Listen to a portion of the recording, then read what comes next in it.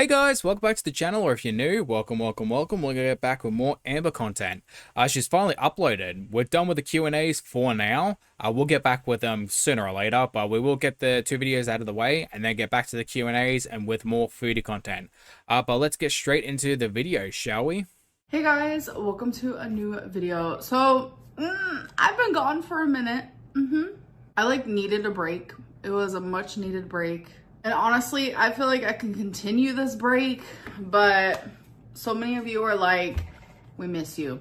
Where are you? So in this video, I'm gonna answer that. I'm also gonna be doing my makeup, and it's just gonna be like a chit chat type of thing, like updates, answering some questions. I don't know. It's just gonna be me rambling. So I'm actually gonna put my hair up because I want it out of my face. So just a real quick messy bun here. So I am just gonna do like a light makeup look. I don't understand how this woman has any supporters left. Like, how do you disappear for a month, don't even really give any sort of update other than a handful of Q&As, and then this is what you get after a month? Like, how do people still support you? My god, this is low tier, even for you, Amber. I say that now, but who knows? That's my goal, is just a light makeup look. First things first is just some Power Grip Primer by e.l.f. I love this stuff. I just use my fingers when I use this. So where have I been? I just needed a break. I have been on YouTube for 11 years, and I just feel like as time goes on, my breaks become longer. I'm sure avid watchers have also noticed that. And I'm really bad at telling people, oh, I'm gonna take a break, by the way. I should tell you guys that, but I never know what's gonna happen until it happens, if that makes sense. Okay, and you act as if this somehow equates to an excuse, because it doesn't. Whether or not if it's planned or if it's not planned, if you're taking a mental health break, you need to communicate to your audience, hey, I'm just taking a mental health break. I will be back eventually. I do apologize for the inconvenience. I'll make sure that, I'll let you guys know when I'm coming back. That doesn't really excuse anything, because one day turns into 2, turns into 4, turns into 8, turns into 16, and so on. If you disappear for a whole month, you're going to let the people that do watch you speculate on wondering what's happening. You're going to make them worried. You're going to make them potentially afraid of what could potentially happen to you or what has happened, and you're worrying your audience for really nothing. And these people are supporting you. They're giving you their time. They're giving you the ability to monetize your videos and be able to make the money that you do, so that way you could take the time off. You need to respect your audience, because they essentially pay your bills. Well, not just essentially, they do pay your bills, and regardless of whether you like it or not, you owe them that. So next thing I'm about to use is just Maybelline New York Fit Dewy and Smooth foundation in color 115 Ivory. Also, I'm going to be that person. Nobody actually cares about your makeup, because no one wants to take that type of advice from you. You don't know how to do it properly, let alone actually give any advice on makeup. I know a lot of people don't understand, because it's not a normal job. Being a YouTuber is not normal. It's more popular now than ever. And here comes the condescension. We all know it's not a 9-to-5 job. We know that you come and go. People are saying that you do it in a disrespectful way that disrespects your audience and kind of shows that you flaunt your privilege without understanding the privilege that you have. Being able to take a mental health break and just disappearing for a month is something that not a lot of people can do. And the fact that you can do it is a privilege. So being able to communicate to your audience in a respectful way shows that you are taking the privilege that you have and respecting it. You disappearing for a month and not addressing your audience, not letting your audience know what you're doing, even just making a post or a comment or something that allows you to just address your audience in a formal way, in a professional way, is respecting the privilege that you have. That's what people are criticizing. The fact that you don't understand that after hundreds, if not thousands of people say the exact same thing, just shows you that you are actively ignorant. You are not just subconsciously ignorant, you are just actively choosing to be ignorant. But it's hard. It does get hard, especially let's be real, with the type of following that I have. I'm very grateful for everyone who watches me. I will always be grateful for that. If you are truly grateful, stop saying it and show it. Your words mean nothing because you're a compulsive liar. Actively show it with actions. but things do get heavy over here, no pun intended. And things just get really overwhelming. Like, I do have mental health problems, as you guys know. So sometimes, like, the way I'm treated online can make my mental health a little worse. So instead of complaining about it, I hate to break to you, mate, but most people have mental health problems. A lot of people deal with anxiety, depression. It's a lot more common now than it was before. A lot of people have to deal with that type of stuff and still keep living and working. You, again, are just privileged to be able to not have to work. And you not respecting other people is what has other people not respecting you or your mental health. Also, your job is nothing in comparison to most people. You put very little effort in. You don't do anything outside of your day that you wouldn't do for your job. You go out to eat, you go out to bingo, you go to spend time with your girlfriend or your mother. That is your entire channel in one thing. That is not what most people's lives are. We have actual stresses that we have to do on a daily basis that doesn't include just the daily life and filming and then making tens of thousands of dollars. You don't really have a right to complain about the stresses of your life because you don't have stresses in your life other than self-made problems from your health conditions. Really, that's all it is. Or, you know, the relationships you have that you put strains on with your own ego and attitude. it's easier for me to sometimes just like disappear. And I am sorry for those who like worry, but I promise, like, I am okay. And to top it all off, like, I just wanted to spend time with Tommy, just like me and her. Because I caught myself just like always thinking about, should I be filming? Oh my God, I should film this. Okay, I'm gonna film it. It just kind of like takes away like the authentic feelings and memories and experiences. If I had to guess, I would say this is the primary reason. Like, the attention and validation she gets kind of gets taken away when she is filming, because we all see how Emily is with the camera. She is kind of a bit of a narcissist herself. But I think with Amber, her mental health always gets the worst when the relationship is at its worst. Like when they're arguing, when they're fighting, when they're bickering, when the relationship is about to break up. That is when Amber is at her worst for mental health, because her entire personality is just driven on the fact that she needs validation and attention from her partners. And so if they're constantly arguing and fighting, her mental health is going to be an all-time low, because that's just all she cares about. Same with Foodie. Her mental health is at its worst when she's probably arguing with her partners 24/7. And it's very transparent with Amber, because that's just it's just played over and over and over and over again with each and every partner. Like when you're constantly thinking like, oh, should I be filming this? People thought that I got a strike. And the only reason why I know this is because if you guys don't follow me on Instagram, I do Q&As on there, or I have been. And I've been doing them daily just because I like to talk to you guys. And a lot of you like thought I was like striked or whatever. And no, YouTube did take down 2 videos of mine. I'm going to let it continue in a second, but I kind of want to point this out, and I know this for a fact. My brother does the exact same thing. Now, when he gets in trouble for something he didn't do, he will constantly throw it in your face, and he'll be incredibly condescending, incredibly arrogant, and he will just really make sure that you know that you are wrong about it. With Amber, she does the exact same thing. She's so condescending and very just egotistical when she is proven right, when someone assumes something about her and they're wrong. Now, she's not going to do the same thing about like when she bragged about putting her hands on Crystal. If someone's willing to ask her about that, she won't speak on that. Things with Casey, she won't speak on that. Things with Beck, she won't speak on that. Wifey, won't speak on it. Things about Destiny, won't speak on it. Because she knows every single thing about that is probably true. So she'll kind of either manipulate the argument, or she's just gonna, I don't really want to talk about it. You could tell the difference between when Amber is right and when Amber is wrong, and when Amber is lying and when Amber is telling the truth. She is so desperate to kind of prove a point here because she knows she's right, but she's not willing to do it with anything else. So you don't even need confirmation, because you just tell by her attitude when she's telling the truth and when she's lying. Recently, it was rotisserie chicken, and I ate 5,000 calories today. So the more that I think about it, I don't really understand like the rotisserie chicken one, because when you actually go back and watch that video, I literally, oh, I forgot to say, I'm now just doing my eyebrows, which is my least favorite part of my makeup. I very much have eyebrow blindness. I just use this like elf eyebrow stuff that I've had for literally ever. Anyways, so the rotisserie chicken one, like, I don't actually fully understand because I probably ate like maybe 300 calories of chicken. I know a lot of people like to say that I ate the whole rotisserie chicken. No. Alright, first off, you're the one that decided to call it I ate a whole roast chicken. That's your fault. Like, you named it a certain way to make people perceive it as if you are going to eat the whole roast chicken. Regardless of whether or not you ate the whole thing, doesn't matter because that's what you named it.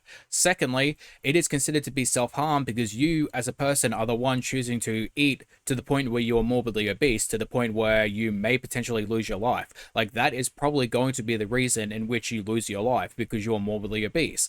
It doesn't matter if you have an ED, if you don't have an ED, you are putting your health in danger because you are morbidly obese and you're choosing to eat on camera.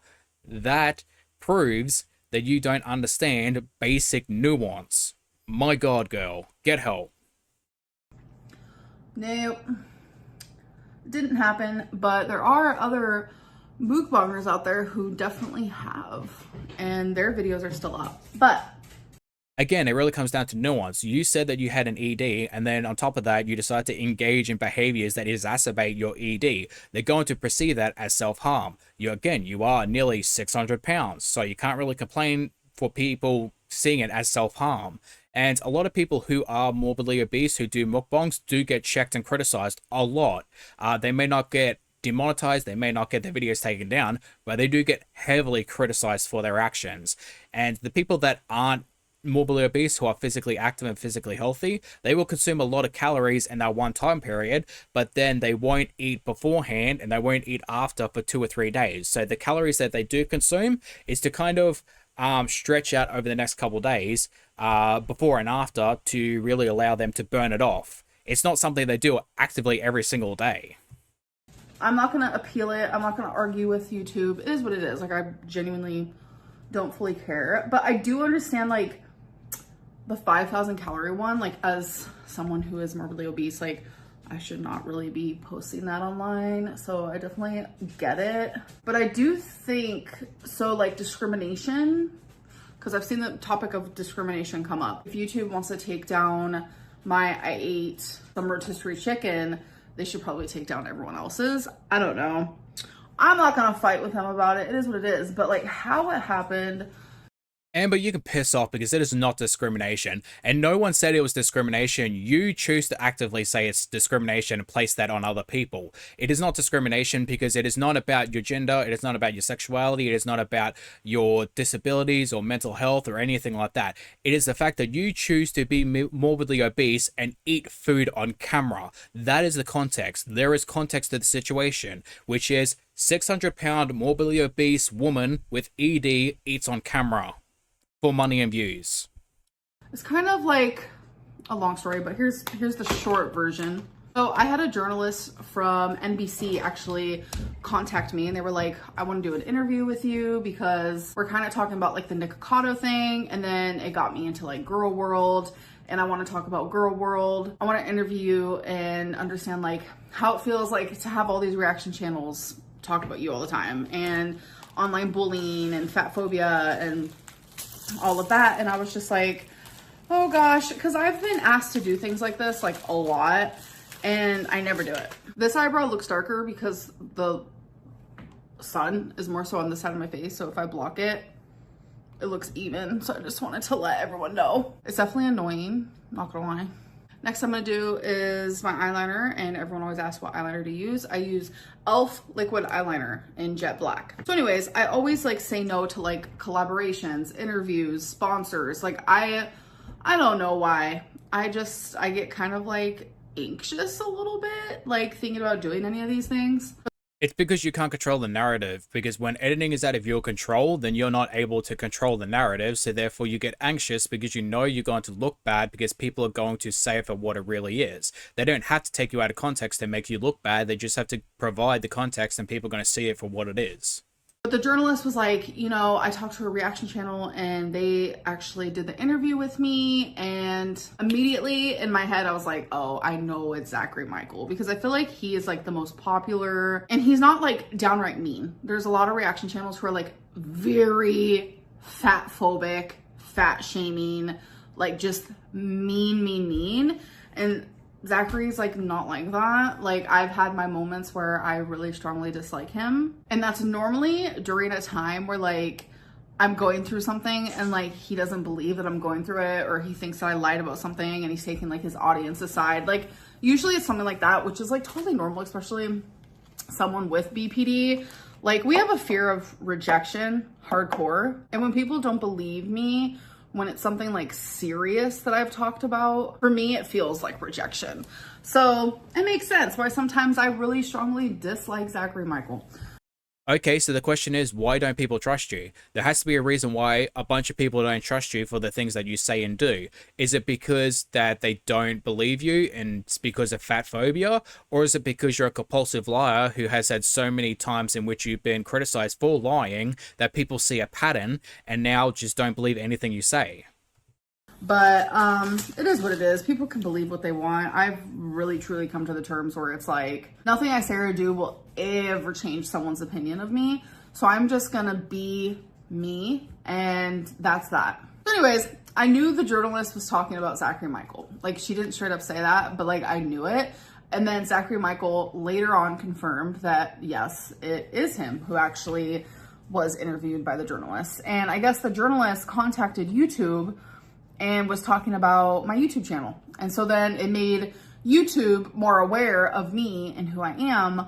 So they have recently gone through every single one of my videos, and out of all almost 3,000 of them, they've deleted 2. But not once have they striked me, because I think they're fully aware that like I'm not gonna purposely break terms of service. Like when they remove your video, they send you an email and they explain why they did it. And literally in the email, they told me like, Alright, now let's get a couple things straight. First and foremost, it's not Zachary Michael's fault, and you trying to place it on him as if it's his fault for making acutely aware that you broke terms of service is not his fault. You're the one that broke terms of service. You wouldn't get in trouble for something that you did if you did not do it in the first place. Secondly, that's a generic email that most people get when you break terms of service for the first time, and they're going to give you not a strike but a warning. After that, you're going to eventually get continuous strike. So if I was you, I would comb over all of your videos, because just because they check a couple of them does not mean they check every single one. And if they find more, you will have your channel deleted, no matter how long ago it was. It could be 10 years ago. If they find videos that break terms of service, they will delete your channel and there's no going back. We're aware that you probably weren't aware that this was breaking terms of service, so we're not gonna like strike your channel. But a lot of people thought I was striked because there is a reaction channel, well, multiple reaction channels that like to say things that aren't real, and they say it with such confidence that it's like you can't help but believe everything that they're saying. But yeah, literally no. And it's like that a lot.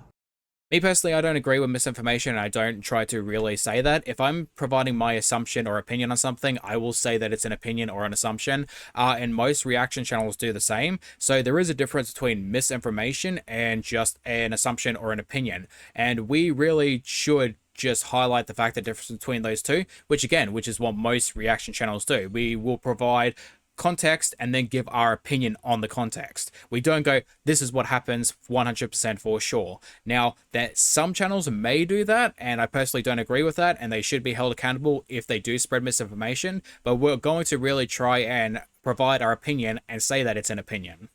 Like with reaction channels, I'm gonna do my eyeliner real quick because I cannot do my eyeliner and talk at the same time. But let me finish my thought. It's like that a lot with reaction channels. Like they'll say something as if it's fact, as if they were there, as if they saw all the proof in the world, as if they are me, and like people will run with it and believe it. And it just gets a lot. It gets exhausting. It's heavy. It's over small things. It's over big things. It's over everything. And it's just a lot. Let me do my eyeliner real quick. I will be right back. My goal for the rest of October and for November is to upload Monday, Wednesday, Friday. Am I gonna promise that? No, but that is my goal. What am I gonna post? We're gonna go back to like that era of my life where I film just random stuff. We can do like what I ate today videos. We can do like eat with me. We're gonna do some weigh-ins. We're gonna do some vlogs, maybe some challenges, some tags, some Q&As, some just everything type deal, not just vlogs, because that's literally all I've been doing lately. Well, not lately because I've taken a break, but. So let me get this straight. You got 2 videos taken down, both of you eating. So the first thing you want to do is create a schedule for Monday, Wednesday, and Friday, which I don't know how you're going to try to stick to that, because you either do it or you don't do it, which I hate to break to Amber. I've been doing YouTube for close to a year now, and I had a schedule of Monday, Wednesday, and Friday.